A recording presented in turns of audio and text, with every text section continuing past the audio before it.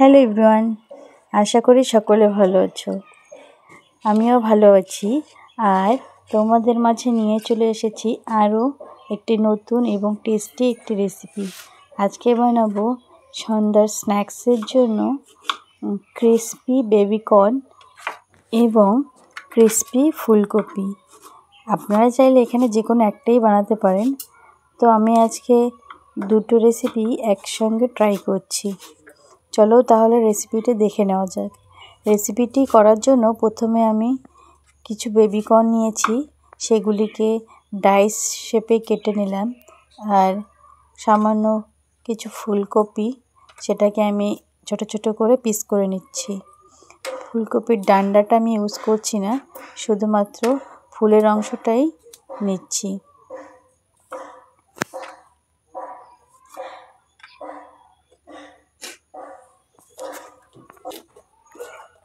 একই সাথে কিছু সবজিও কেটে নেব, যেমন এখানে একটা ক্যাপসিকাম নিয়েছি। ক্যাপসিকামটাকেও একটু বড় বড় পিস করে কেটে নেব।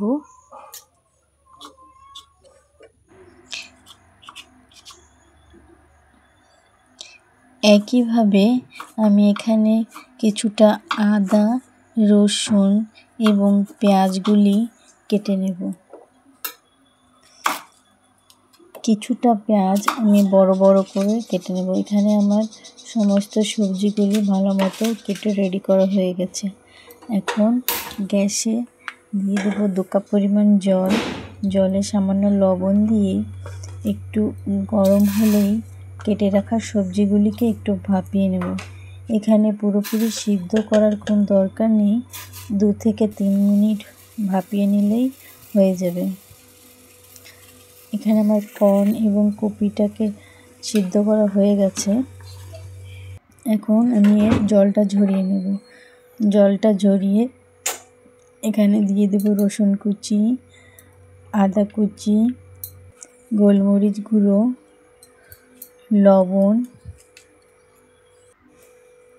কাশ্মীরি লঙ্কা গুঁড়ো এবং কর্নস্টার্চ। এখানে পরিমাণ মতো কর্নস্টার্চ দিয়ে সমস্ত সবজিগুলিকে ভালো মতো কোট করে নিতে হবে। ভালো মতো কোট না হলে বেবিকর্নগুলি পুড়ে যেতে পারে। এখানে ভালো মতো কোট করা হয়ে গেছে। এখন একটা কড়াইতে দিয়ে দেব কিছুটা পরিমাণ সাদা তেল। তেলটা গরম হয়ে গেলে আমি কোট করে রাখা কর্ন এবং কপিগুলিকে একে একে দিয়ে ভেজে নেব।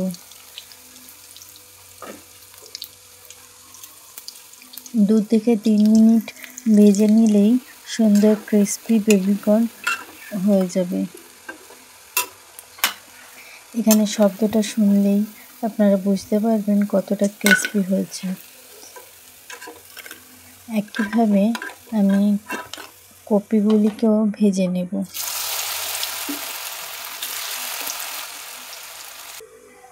অন্য পাশে একটা কড়াইতে দিয়ে দেব 2 চামচ পরিমাণ সাদা তেল এবং সাদা তিল দিয়ে দেব কেটে রাখা রসুন, আদা কুচি দিয়ে একটু ভেজে নেব।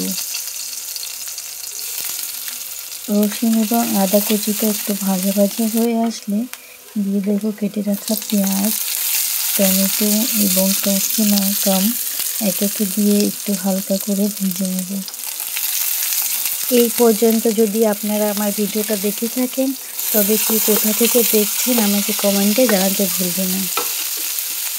আর এই রেসিপিটা আপনাদের কেমন লাগলো আমাকে নিশ্চয়ই বলে যাবেন। সমস্তটা একটু ভালো মতো ভাজা করে নিয়ে দিয়ে দেবো green chilli sauce, red chilli sauce এবং টমেটো সস। আপনারা চাইলে এখানে সোয়া সসটাও ইউজ করতে পারেন, তবে আমার কাছে ছিল না তাই আমি ইউজ করিনি। সসটা দিয়ে হালকা নেড়েচেড়ে মিশিয়ে নিয়ে আগে থেকে একটা স্যালারি বানিয়ে রেখেছিলাম কর্নস্টার্চ এবং জল দিয়ে, সেটা দিয়ে দেবো। এখানে আমরা যেহেতু ক্রিসপি বেবিকর্ন বানাচ্ছি, তার জন্য জলটা খুব কম পরিমাণে ইউজ করব।